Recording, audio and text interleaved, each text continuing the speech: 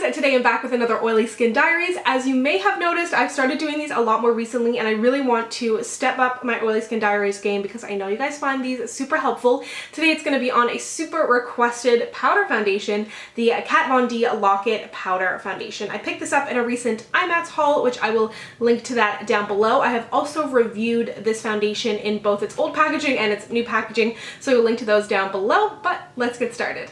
So this foundation retails for $42 Canadian and $35 American. You can find it online at Sephora, and then she also has her own website as well. This foundation comes with 9 grams of product, which seems to be a little bit on the lower side when it comes to powder foundations.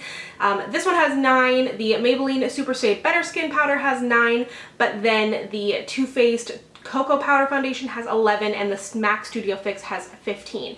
So that's just something to keep in mind if you're not really familiar with powder foundations, is that seems to be kind of the range of product that you get.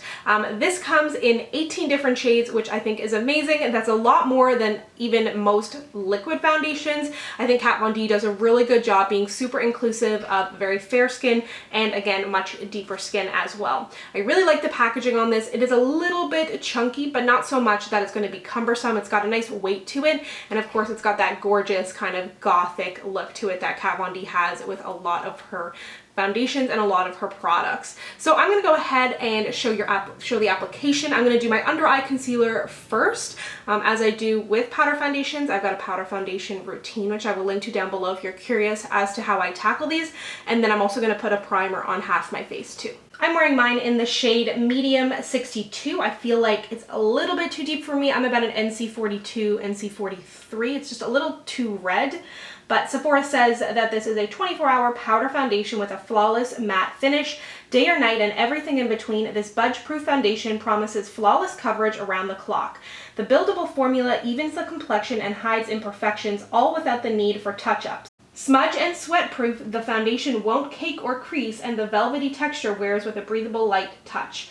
It's formulated without parabens, and the foundation is free of mineral oil, paraffin, and fragrance. I've now built up the foundation as much as I can / wanted to. I don't feel like it's a true super full coverage like you come to expect from Kat Von D. I don't mind that, but I definitely do feel like you can see my skin through. Totally buildable. You can use it to set your foundation. You can use it just on a light makeup day, or if you want to go full powder foundation, you can get there. So I like how versatile it is, but for some reason, I just don't feel like I love this one as much as I do my MAC Studio Fix. I still feel like it feels incredibly lightweight on the skin. I feel like it just doesn't blend out as beautifully, and that may just be to the shade being a little bit off, but I'm going to apply the rest of my makeup and then I will show you how it looks in photos. So I've got the rest of my makeup on now. I think everything went on super smooth. I didn't have any problems with application. I think the primed side looks just about the same as the unprimed side. It definitely has a super matte finish, which I think is great. I do have a little bit of highlight on, but no setting spray or anything like that. I think that if you have dry patches, large pores, any texture on your skin, that's going to be something to consider because first of all, it is a powder foundation and it's also a matte powder foundation. That being said, I don't feel like it looks dry or cakey or flaky on my skin, which is definitely one of the big things I look for in the way of powder foundation because I know a lot of people can be scared of that. But I will show you what it looks like in not a natural light because there is no sun up right now. Like, it's completely pitch black outside. Hello, winter. Super sad. But I showed you what it looked like in just my kind of regular lights here, and I think it looks really good. And then in flash photography, I think it looks great as well. It has no claims of SPF, so I didn't really expect any flashback. So I'm gonna go on about my day now. I've actually got to get to work. Super sad commute in the dark. It is now 7:29, so I will check back at the end of the day. It is now the end of the day, or the end of my makeup day anyways. It is 4:49, so just about 5 o'clock, and I've had this foundation on since about 7:30 this morning.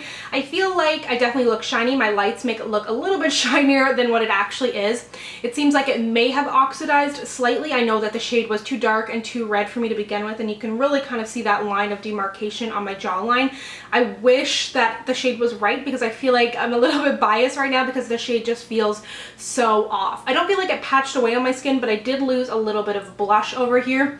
So Something that I wanted to mention as well is there is a ton of powder kick-up. So when you're applying this, make sure you're either not wearing the shirt that you're going to wear later today, or you just are really cognizant of where the powder is going, because if you saw my full face first impressions, I ended up with it all over my shirt. And again, this morning I ended up with powder on my jeans that I planned on wearing to work today. I was able to wipe it away, but you never know. I think that this is, I don't know. I feel like I had really high hopes. I'm just gonna blot. I feel like I had really high hopes because I love like basically everything that Kat Von D makes are like some of my favorites. And I love powder foundation.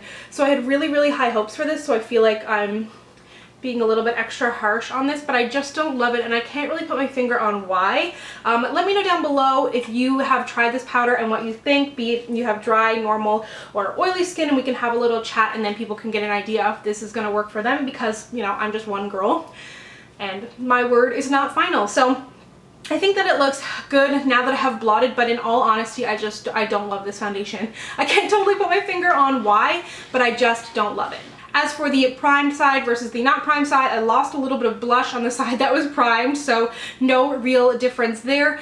As I mentioned, let me know down below if you have tried this and what your thoughts are, and let me know what foundation you would like to see reviewed next. Thank you so much for watching. If you'd like to connect with me, you can find me on Instagram, Twitter, and Snapchat at SamanthaJaneYT, and I'll see you guys next time. Bye!